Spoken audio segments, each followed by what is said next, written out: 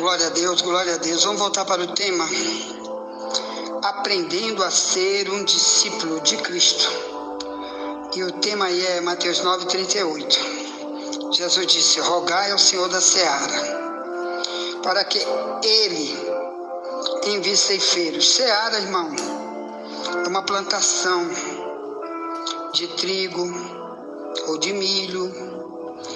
Era coisas de cereais que eles comiam naquela época. Então, os trabalhadores que trabalhavam naquilo ali chamava-se de ceifeiros, quer dizer, pessoas que estão colhendo alguma coisa. Entendeu?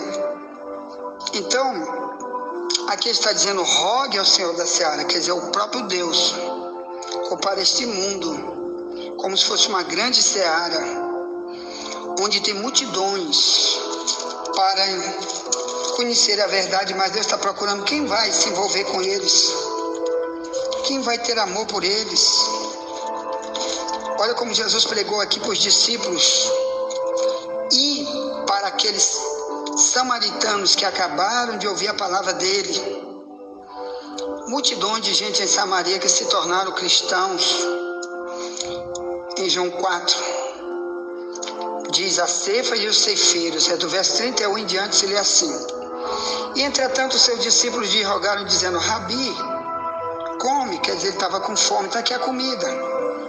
Ao 32, porém ele lhes disse: uma comida tem para comer, que vós não conheceis. Então os discípulos diziam uns aos outros: trouxeram-lhe porventura alguém de comer? Jesus disse-lhe: a minha comida é fazer a vontade daquele que me enviou e realizar sua obra.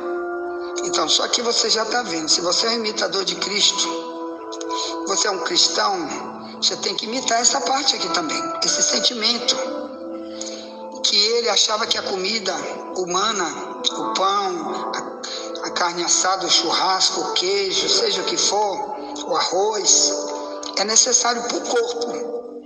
Mas a comida principal é a palavra, que o mundo precisava. Então ele achava que a comida era realizar a obra, quer dizer, ele estava se satisfazendo quando ele realizava a obra. Ele se enchia de gozo, de alegria, de tudo de bom na sua alma, ele satisfazia a sua alma quando ele realizava a obra. Então ele diz que esse tipo de comida para ele era mais importante. E isso, você que é discípulo, você tem que aprender e copiar, porque senão tu não vai ter compaixão de ninguém.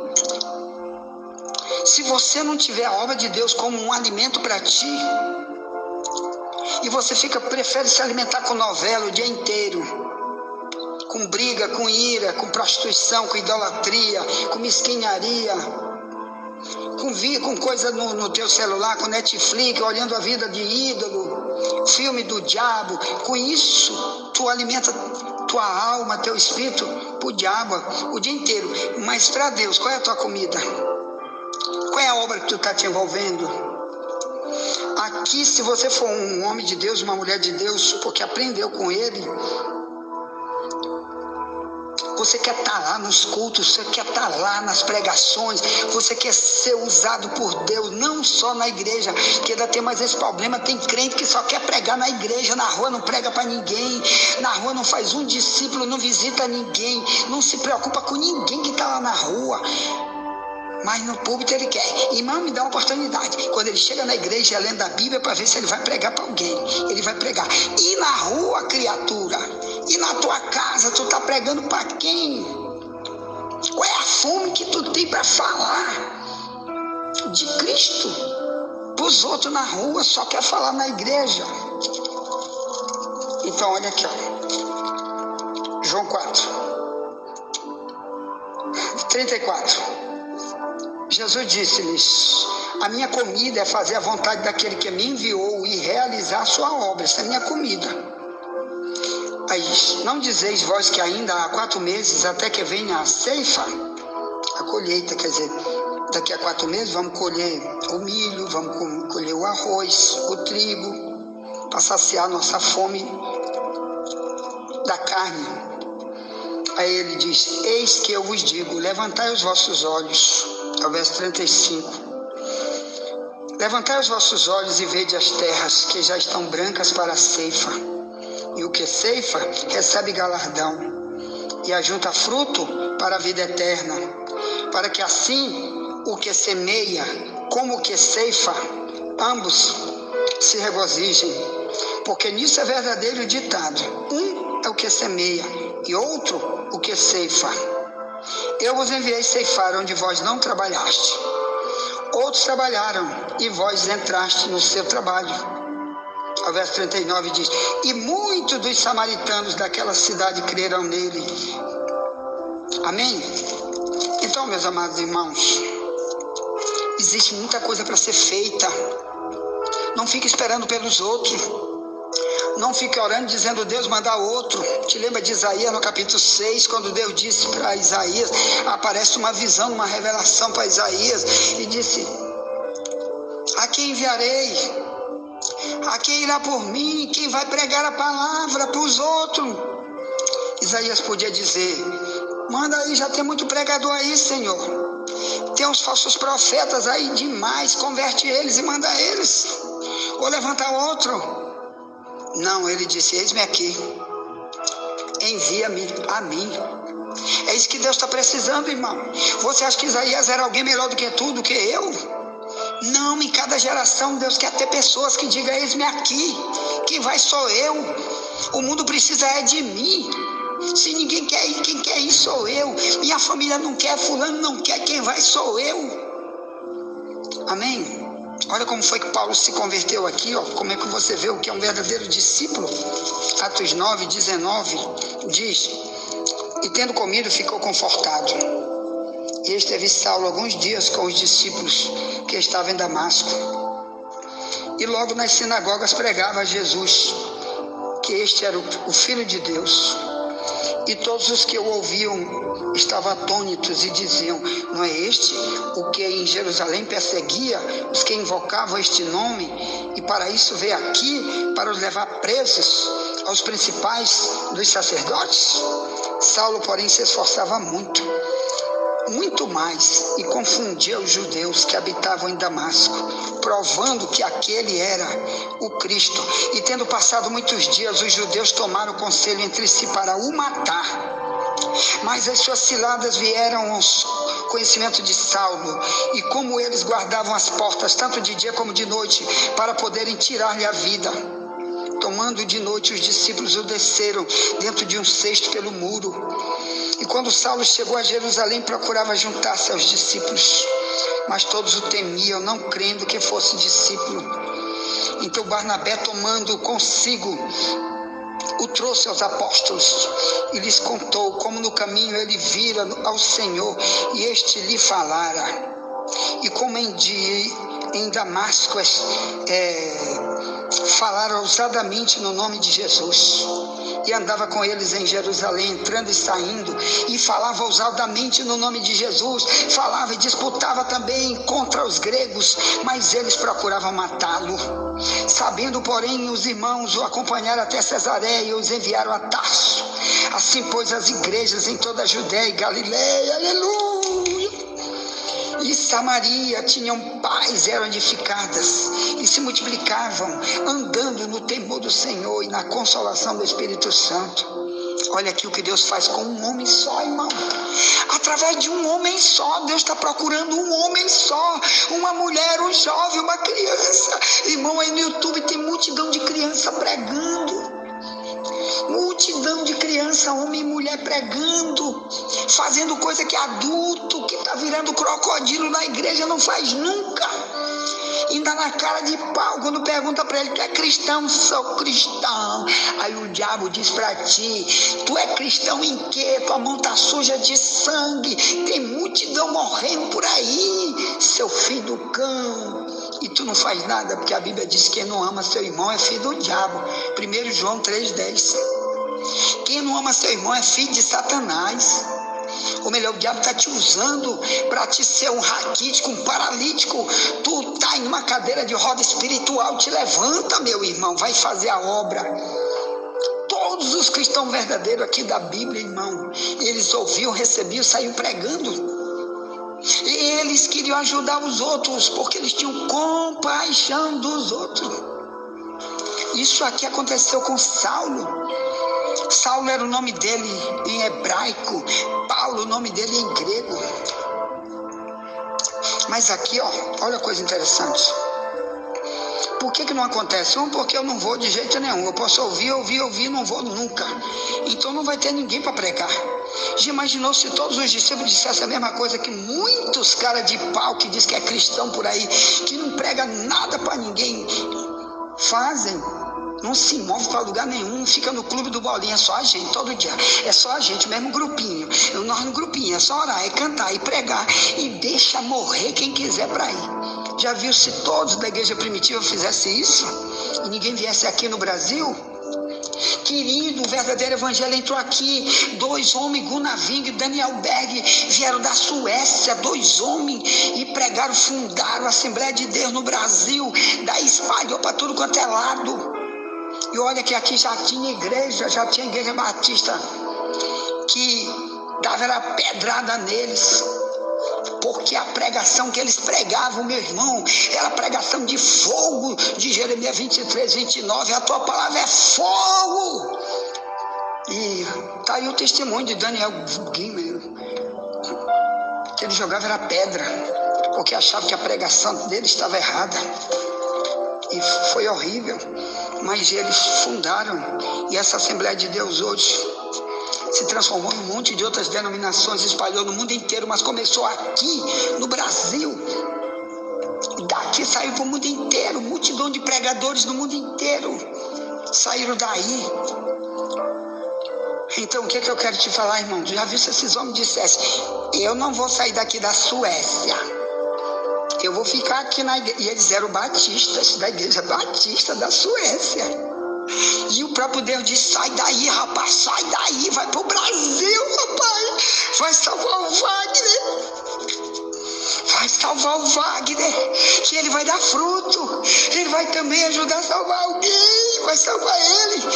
Tira ele da mão do diabo, que ele vai ajudar a salvar alguém. Deus já conhece a gente antes da fundação do mundo, irmão. Ele sabe que o diabo vai botar o fechiclé na boca, para ficar com a boca fechada para sempre. E sabe também que ele vai pregar e vai ser útil. Não vai ser um servo inútil para ir para as telas exteriores, misericórdia. De Mateus 25, 30. Então, meu amado irmão, olha só. O meu papel aqui com essa escola bíblica é de você. É que você seja um repetidor de tudo que eu estou falando. E muito mais que Deus vai te dar. Para você sair falando, mandando mensagem. E também falando, aprendendo, pregando, falando, enviando para alguém. Amém? Mas aqui diz: rogue ao Senhor da Seara, para que Ele mande ceifeiros. Por quê, meu irmão? Porque é Ele que quer falar, Ele que quer tratar o verdadeiro pregador, é Ele que quer preparar o verdadeiro pregador. Como Ele sempre fez. Por exemplo, Moisés.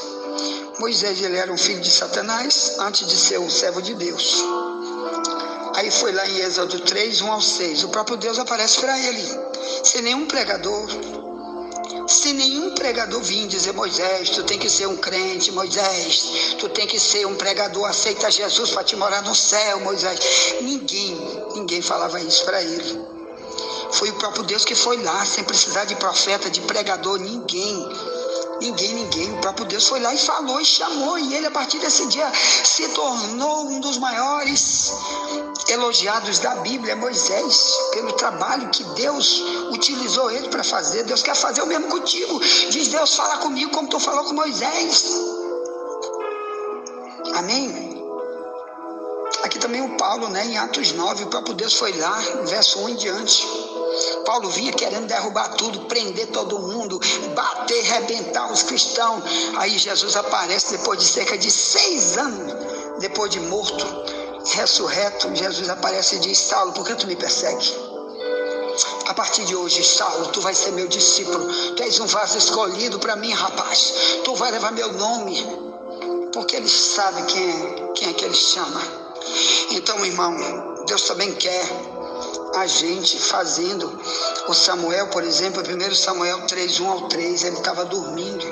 E Deus veio num sonho: Samuel, Samuel, Samuel, Samuel. E ele corria lá no sacerdote, que era o chefão dele, e perguntava: tu tá falando comigo, rapaz? Tu tá me chamando? Aí o sacerdote dizia: eu não, rapaz, não tô te chamando não, volta para dormir, menino. Que ele era um jovem. Volta para dormir, pequeno. E ele ia dormir, e a voz de Deus chamava: Samuel, Samuel. E ele corria de novo lá. Foi 3 vezes, lá onde o sacerdote, o chefão dele: rapaz, eu não te chamei. Até que o sacerdote entendeu: rapaz, Deus está querendo falar com esse pequeno. Aí o sacerdote disse: rapaz, quando ele falar de novo, tu faz assim, diz: fala, Senhor, que teu servo ouve. Pronto. A partir desse dia, Deus disse: Samuel, eu te chamei, Samuel, tu vai saber, eu vou te usar nessa geração, Samuel. Pronto. Samuel depois foi ser o grande homem que ungiu Davi, ungiu Saul, os reis de Israel.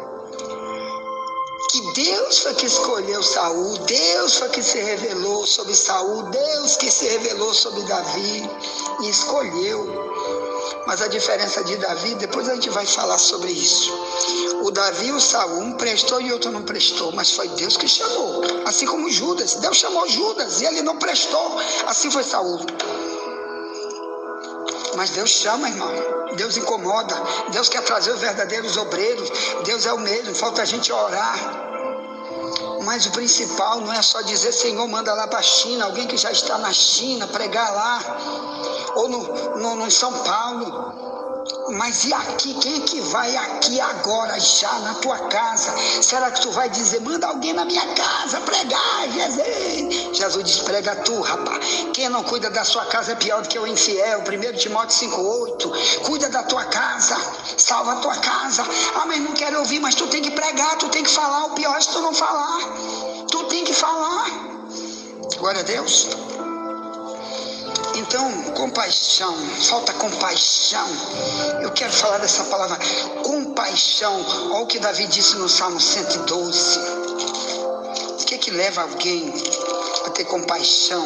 Aqui nós já sabemos que Deus vai dar um galardão muito grande, recompensa muito grande para o ganhador de almas, para quem se envolve com compaixão para com o seu próximo.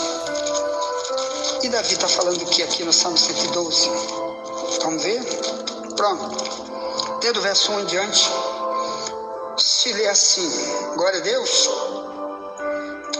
Louvai ao Senhor, bem-aventurado o homem que teme ao Senhor, que em seus mandamentos tem grande prazer. A sua descendência será poderosa na terra. A geração dos justos será abençoada. Fazenda e riqueza haverá na sua casa.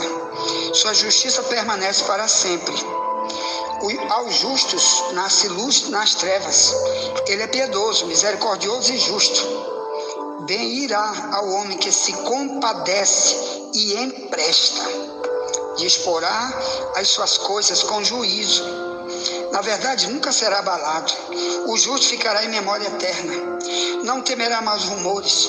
O seu coração está firme, confiando no Senhor. Seu coração bem firmado. Não temerá até que ele veja cumprido o seu desejo sobre os seus inimigos. O verso 9. Salmo 112, verso 9. É liberal.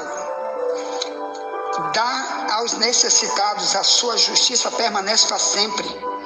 E a sua força se exaltará em glória. O ímpio verá isso e se enraivecerá, rangerá os dentes e os consumirá. O desejo dos ímpios perecerá.